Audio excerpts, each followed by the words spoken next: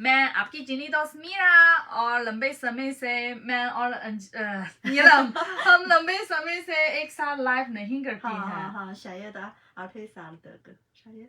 इतना लंबा? मुझे ऐसा लगता है। लेकिन आजकल तो नया साल आने वाला है और नया साल आने के मौके पर हम यहाँ एक लाइव शो कर रहे हैं और सभी हमारे पुराने मित्रों के साथ कुछ लाइव बातचीत करना चाहती हैं। और सबसे पहले हम दोनों की तरफ से सभी भारतीय मित्रों को नए साल की शुभकामनाएं, क्योंकि शायद कल तो इस साल के अंतिम वर्क डे है। हाँ। और तो इस साल में आपके क्या क्या अच्छे मेमोरी हैं? इस साल में तो मेरे लिए सबसे अच्छी बात यह है कि इधर उधर जाना तो ज्यादा सुविधाजनक हो गया है ना? हाँ ये तो सही है क्योंकि पिछले साल में भी चाइना में ये लॉकडाउन भी हुई थी। हाँ। तो इससे पहले वर्ष 2022 में शायद। और इस साल से तो पूरी तरह से खुल हो गए हैं। हाँ। और हम ना केवल बेजिंग से बाहर जा सकते हैं बल्कि विदेश भी जा सकते हैं। तो ज्यादातर लोग तो यात्रा कर रहे हैं विदेश में और चीन के विभिन्न शहरों में। मोहम्मद शाफिक जी नमस्ते। नमस्ते। और नीलम यहाँ सुरेंद्र जी हाय नमस्ते। प्रंजल जी नमस्ते। Neelam ji happy new year. Happy new year. तो इस हफ्ते के सोमवार को तो क्रिसमस डे है ना? और मुझे लगता है कि तो इन दिनों में तो भारत में भी क्रिसमस और नए साल का जश्न मनाया जा रहा है। और जैसे आपने कहा कि इस साल में तो इधर उधर जाना सुविधाजनक है। तो इस साल में आप कौन सी जगह गई थी? मेरे लिए तो ग्वांगजू और hefei और कौन सी जगह? हैनान। हाँ हैनान। हाँ हैनान तो अप्रैल में हैनान गई थी। तो आप हर साल हैनान जाती थी? तो छुट्टी लेने के लिए है ना? हाँ। और तो क्या विशेषता है इन शहर? क्या क्या विशेषता तो है? हैनान शहर तो मालदीव की तरह एक द्वीप शहर है। आप लोग तो हैनान शहर में तो समुद्र का आनंद ले सकते हैं। यहाँ तो डाइविंग कर सकते हैं। हाँ तो जैसे भारत के अंडमान प्रदेश है ना? अंडमान द्वीप तो घूमने के लिए एक बहुत अच्छी जगह है। जैसे भारत आप तो सर्दियों में अंडमान द्वीप जाते हैं। हम चाइना में हम तो सर्दियों में अगर आप छुट्टी लेने के लिए तो आमतौर पर दक्षिण चीन के हैनान प्रांत जाते हैं। वहाँ के माहौल बहुत अच्छा है, मौसम अच्छा है। हेलो मीरा। एसके अजीम जी हेलो नमस्ते। नमस्ते। सीमांगदा ओजाक जी हाउ आर यू? मैं बढ़िया हूँ, आप कैसे हैं? और happy new year Neelam ji. 我就想不起来是你了。तो साल 23 साल तो अभी तो 2 दिन बचे हैं है ना? सिर्फ 2 दिन। हाँ नहीं 3 दिन। वाह कैसे फीलिंग बार ये बलून 我们2个人是一起 ये बलून कैसे आते हैं? क्यों? एक साथ पहली बार देखा ये क्या है? दोनों स्क्रीन पर एक साथ फोन स्क्रीन चाहिए। बहुत सुंदर है। नीलम जी कैसे? हमें सभी नीलम जी। नमस्ते। ये नीलम जी है और मैं मीरा। हम दोनों सहेली हैं। अक्सर हम दोनों को गलती से पहचानती है। हाँ शुरू से। लेकिन क्यों? और शायद लगता है कि हम दोनों तो देखने में बराबर है। शायद। लेकिन आज मेरे पास ये चश्मा है तो थोड़ा अलग दिख रही है। ये नीला है और ये नीलम है। हाँ। Happy new year. Hello how are you? Karma ji हम बढ़िया हैं, आप कैसे हैं? 24 साल की शुभकामनाएं। हाँ। और हमारे भारतीय मित्र आप तो इस साल में यानी वर्ष 2023 में आपके क्या क्या अच्छी याद है तो कमेंट में हमें भी शेयर कर सकते हैं। और 2023में तो चीन के हांगजू शहर में तो एशियाई खेल आयोजन हुआ था। और बहुत ज्यादा भारतीय खिलाड़ी आ गए थे। भारतीय टीम ने इसी एशियाई खेल में तो 100 पदक जीता है। तो एक रिकॉर्ड भी है। वाह, तो तो हांगझो में हाँ कमाल है, कमाल है। हाँ। सभी भारतीय मित्रों को बधाई देते हैं। तो ये एशिया गेम्स में चाइना में आयोजित होते हैं और आप एक रिकॉर्ड बनाया है, कमाल है, बधाई है। तो भारतीय लोगों के लिए भी एक बहुत अच्छी खबर है। हाँ। ये क्योंकि उनके इतिहास में ये भी पहली बार है जो एशियाई खेल में 100 पदक से ज्यादा 100 से ज्यादा पदक जीते हैं। और इस साल में भारत के लिए और एक बहुत महान खबर है। क्या है? चंद्रयान। हाँ, तो आप और अंजलि चंद्रयान है ना? जी, ये तो भारतीय सभी पूरी दुनिया के लिए ये भी एक विशाल चीज है। क्योंकि ये भारत ने ये चंद्रयान 3 तो ये चांद के ऑपोजिट साइड लैंडिंग हो चुके हैं। ये तो इतिहास में पहली बार सिर्फ भारत। तो मुझे लगता है कि अंतरिक्ष क्षेत्र में भारत भी एक बहुत स्पेस है। हाँ जी, अमेरिका, चीन, रूस और भारत। जी। क्योंकि आजकल मैं और मेरे कॉलीग दिव्या के साथ हम दो मेड इन चाइना और मेकिंग इंडिया के बारे में एक विशेष कार्यक्रम बनाए थे और इसमें हम दो चर्चा की थी कि मेकिंग इंडिया जो ये प्रोसेस तो कुल 25 क्षेत्र में ध्यान देते हैं। इसमें तो अंतरिक्ष एक क्षेत्र है। ये यानी ये चंद्रयान 3 ये भी मेक इन इंडिया का एक सफल का एक मॉडल है। ये मेड इन इंडिया भी मोदी जी की योजना है। जी हाँ, मोदी जी वर्ष 2014 में ये मेक इन इंडिया प्रोग्रेस तो पेश की। हाँ, और अभी 9 साल हो गए हैं। देखिए तो भारत में कई क्षेत्रों में प्रगति प्राप्त हुई थी। अच्छी बात है। जय श्री कृष्णा। अश्विन जी धन्यवाद और गुड मॉर्निंग। हिंदी अच्छी आती है आपको? राजेश जी हाँ, हम दोनों हिंदी आती है। I love India. हम भी। Happy new year and wish you bright future by the good family. धन्यवाद निबारंग जी, बहुत धन्यवाद। मेरे लिए 2023 में एक बहुत अफसोस की बात हुई क्योंकि इससे पहले मैंने कहा था कि 2023 में तो जरूर भारत जाऊंगी।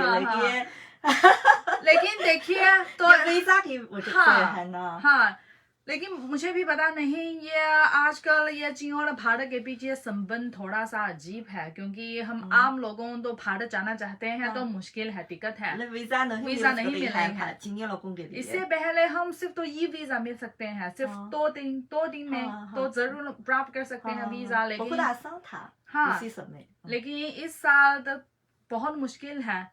लेकिन मेरे लिए शायद लकी मी, मैं तो G20 के दौरान मैं तो ये जर्नलिस्ट वीजा अप्लाई की थी, लेकिन मैं सोचती थी शायद नहीं मिलेगी, लेकिन हाँ अंत में मैं प्राप्त हूँ। हाँ, लेकिन सिर्फ 14 दिन, लेकिन काफी है। लेकिन अगर अगले साल में मौके मिलते हैं, मुझे भी आशा है कि मैं, नीलम और अंजलि हम तीनों एक साथ भारत जा सकते हैं और सभी हमारे फैंस फेस टू फेस बातचीत कर सकते हैं। लगता है कि ये बात हर साल ऐसे बोल सकते हैं। आशा है कि हम अगले साल मिल सकते हैं। 3 साल पहले ऐसा हाँ। लेकिन फिर तो महामारी की वजह से हम नहीं जा सकते हैं। लेकिन इस साल तो हाँ, महामारी तो खत्म हो चुके हैं, लेकिन वीजा की समस्या है। अभी वीजा खुली है या नहीं? अभी पर्यटन वीजा नहीं मिलेगी और अभी बिजनेस वीजा भी मुश्किल से। ये देखिए कि मैं जानती हूँ कि बहुत सारे चीनी लोग भी भारत की यात्रा करना चाहते हैं। हाँ, मेरे पास बहुत ज्यादा मित्र। तो जैसे इस साल क्योंकि मैं ये जर्नलिस्ट वीजा मिला था और मेरे पास बहुत ज्यादा भारतीय मित्र भी मुझसे पूछ रहे हैं। मेरे कोई चीनी दोस्त है तो मैं मेरी बीवी के लिए भारतीय वीजा अप्लाई करना चाहते हैं क्योंकि मेरी दोस्त चीनी बीवी है। तो मुझसे पूछते हैं तो मीरा, हमारे भारतीय मित्रों के लिए तो वीजा कैसे मिलते हैं? भारत भी एक बहुत प्राचीन देश है, हम तो वहाँ देखना चाहते हैं भारत के लंबे समय के इतिहास देखने के लिए। और क्योंकि आप पिछली बार कब भारत गई थी? पिछली बार पिछले बार तो साल 17 तो 6 साल हो चुके हैं। वाह तो साल 17 तो लेकिन उसी समय तो सिर्फ दिल्ली और मुंबई और अहमदाबाद सिर्फ ये 3 शहर गई थी। हाँ, क्योंकि आजकल तो भारत में भी तेज गति से प्रगति हुई थी और न केवल इंफ्रास्ट्रक्चर बल्कि कैसे ये मैन्युफैक्चरिंग क्षेत्र में बड़ी प्रगति प्राप्त हुई थी। इसलिए हम भी चाहते हैं कि हम भारत जा सकते हैं और हम देख सकते हैं कि भारत में क्या क्या परिवर्तन हुई है। Manoj ji come to India हम भी जाना चाहते हैं लेकिन दोस्त राधे हाय ब्यूटीफुल धन्यवाद रमेश कुमार जी। शेख माहिरा जी हाय नमस्ते। राज राजालिम जी ब्यूटीफुल धन्यवाद। ये वे लगता है वे उनको लगता है कि जब हम साड़ी पहनते हैं तो बहुत सुंदर दिखते हैं। हाँ, क्योंकि मेरे ख्याल से ये साड़ी दुनिया में सबसे सुंदर कपड़े हैं। हाँ, जो कलर रंग भी बहुत अच्छा लगता तो चाइना में हमारे परंपरागत ड्रेस या हमारे आम कपड़े में इस प्रकार के पैटर्न या ये हैंडमेड ज्वेलरीज नहीं मिलते हैं ना। हाँ, ये तो अच्छा लगता है लेकिन महंगा भी नहीं है। तो यानी इससे पहले जब हम तो मेड इन चाइना के उत्पाद के बारे में बात करते हैं तो सबसे पहले चीप एंड बेस्ट। लेकिन आजकल मेरे ख्याल से भारतीय मेक इन इंडिया प्रोडक्ट्स भी चीप एंड बेस्ट और सुंदर भी है ना। हाँ, और तो नया साल आने वाला है तो नए साल में आपकी क्या उम्मीद है?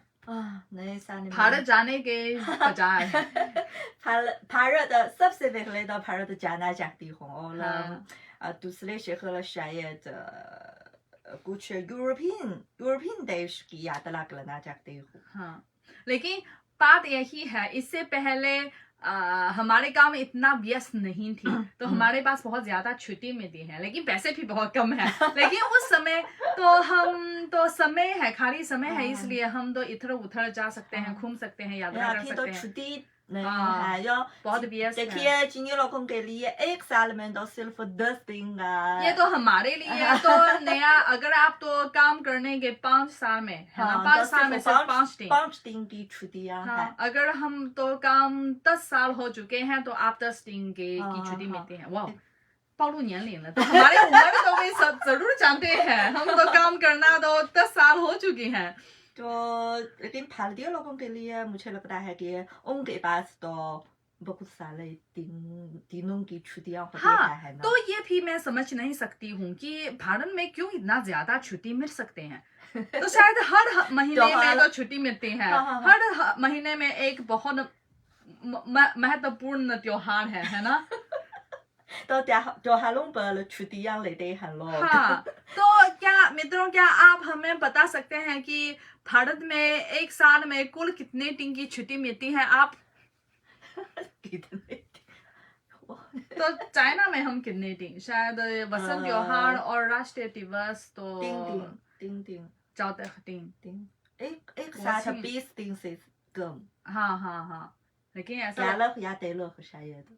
हाँ शायद लेकिन भारत में मेरे ख्याल से शायद एक साल में 100 दिन की छुट्टी तो अक्सर छुट्टी ले रहे हैं। एक महीना में 4 छुट्टियां मिलते हैं हम लोग को। एक महीने में 4 दिन। एक महीने तो एक साल में तो 50 दिन। वाह अच्छा है 50 दिन है ना। यही वजह से हम भारत जाना चाहिए। तो हम जरूर भारत में एक नौकरी मिलते हैं और फिर हम तो इतना लंबा छुट्टी मिल सकती है। ये आजकल बीजिंग में तो तापमान 0 के नीचे गिर गया है। हाँ लेकिन देखिए हम तो साड़ी पहननी है लेकिन बाहर में बहुत ठंडा है। मोटे कपड़े पहनते हैं हम अभी। लेकिन भारत के मौसम अच्छा है हमेशा अच्छा है। वहाँ भी लगता है बहुत ठंड। अगर आप तो ठंड का महसूस करना चाहते हैं तो जरूर उत्तर चीन आइए। दिल्ली में कितने? शायद 10 10 के डिग्री बराबर शायद। आपके यहाँ अभी तापमान कितना है? आ जाओ, भारत में आप दोनों का स्वागत है। हम लोग भारतीय तिल का बहुत अच्छे होते हैं, किसी नमस्ते। का भी दिल से स्वागत करते हैं। धन्यवाद धर्मेंद्र पासवान जी, धन्यवाद धन्यवाद। हाय फ्रेंड मीरा नीलम, वेरी नाइस。的木拉雷，我这边全是叫尼勒姆的。